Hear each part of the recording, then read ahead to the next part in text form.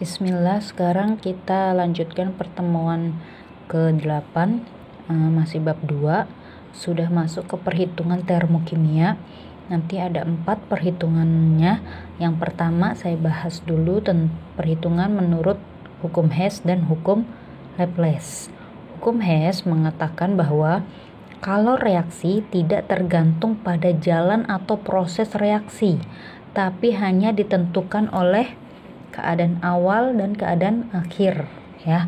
Mau prosesnya mau cepet, mau berliku-liku, dia nggak ngelihat. Yang dia lihat pokoknya awalnya A jadi B tuh. Nah, hukum Laplace dia bilang harga perubahan kalor pembentukan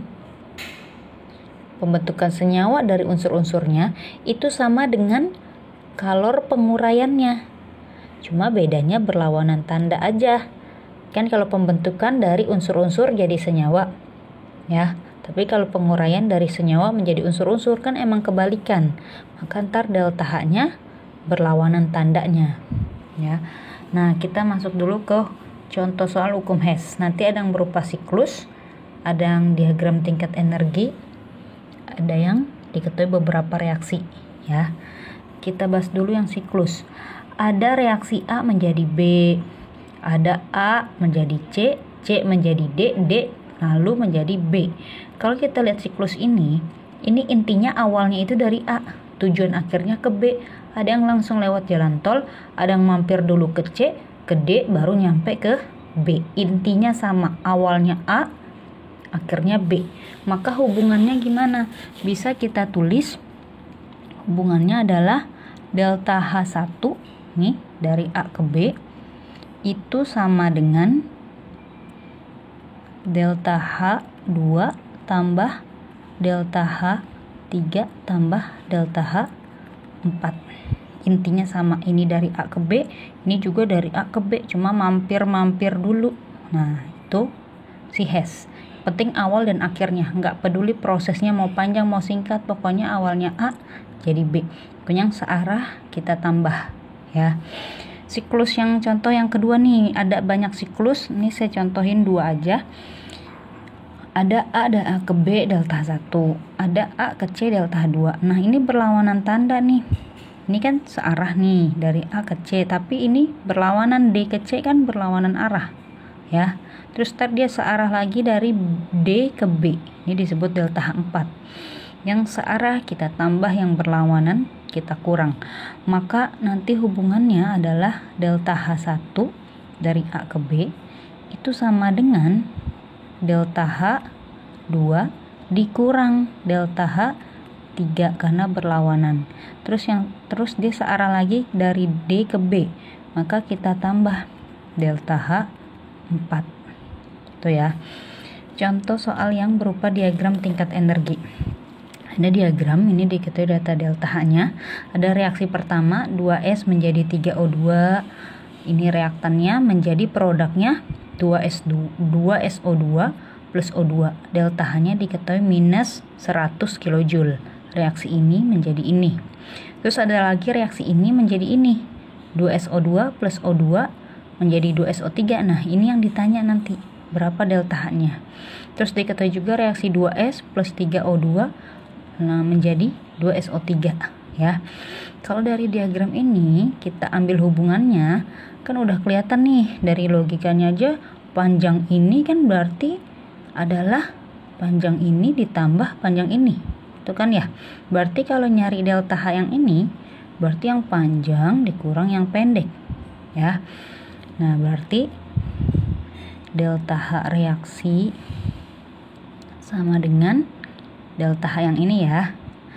Bisa tulis ini sama dengan yang panjang itu min 900 dikurang yang pendek ini min 100. Min kurang nolnya, ya. Dikurang min 100. Min 900 ditambah 100 berarti min 800 kJ. Nah, ini udah isinya belum? Ini adalah delta H ini. Berapa? Min 800 kJ. Joule. Ya. Tapi kita lihat nih, yang teliti di sini 2SO2 plus O2 jadi 2SO3. Artinya pembentukan SO3, reaksi membentuk SO3 dalam keadaan 2 mol, delta H-nya sekian. Sedangkan yang ditanya 2SO2 plus setengah O2 jadi SO3. SO3-nya koefisiennya 1 nih. Delta HF 0, artinya delta HF pembentukan standar, artinya koefisiennya harus 1. Nah, ini koefisien 2-nya, delta H-nya minus 100.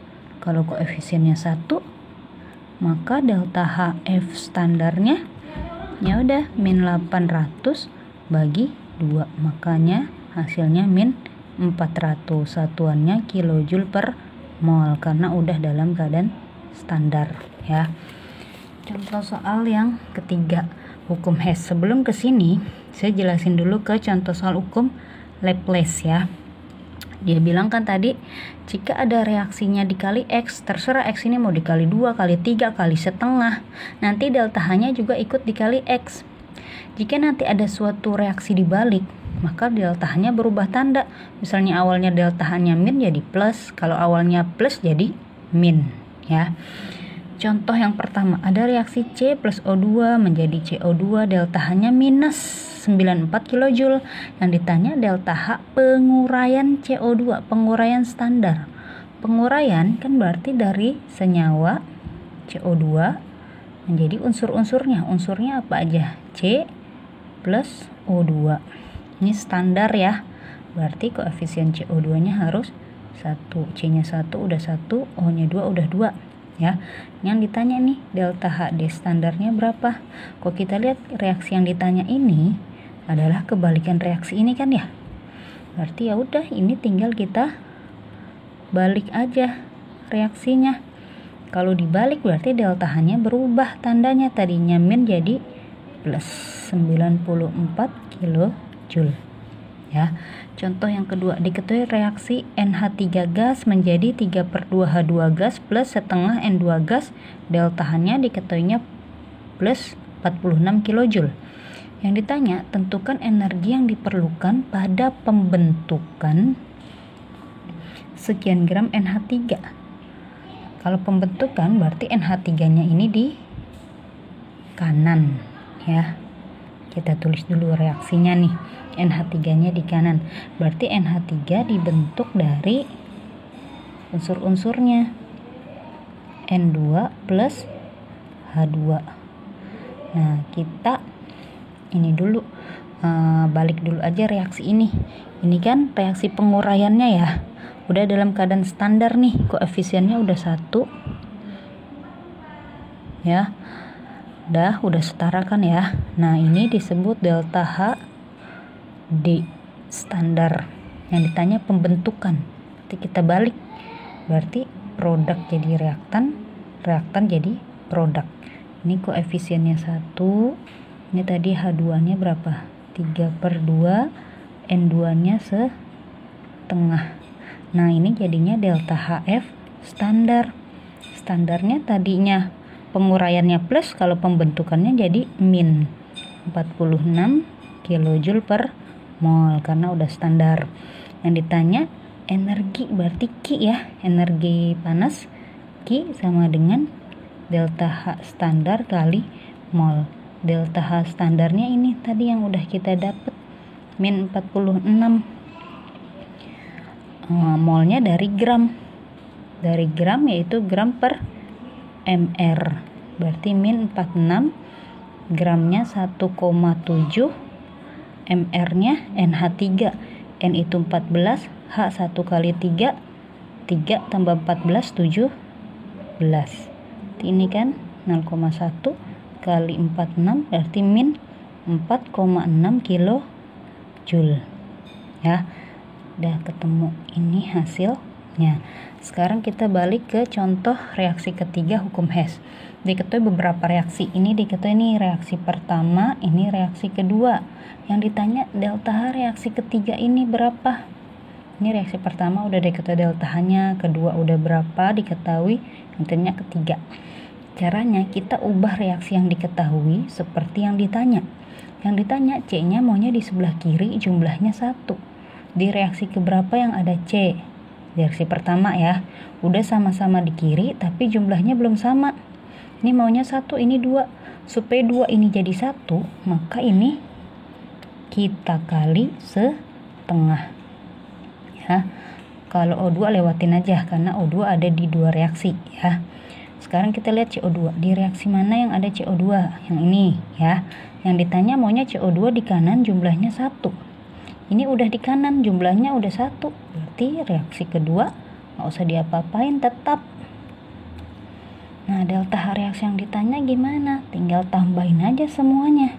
Ini kalau kali setengah jadi berapa? Min setengah A. Ini tetap berarti min B. Tambahin berarti delta H ini adalah min setengah A ditambah min B. Atau kalau kita sederhanain delta H-nya kita kali dengan min 2 semua ya supaya enak angkanya. Min 2 kali setengah, min 2 kali min setengah berarti plus A min 2 kali min B kan plus 2B. 2B. Dah, tuh. Sekian pembahasan perhitungan kimia tentang hukum Hess dan hukum Laplace.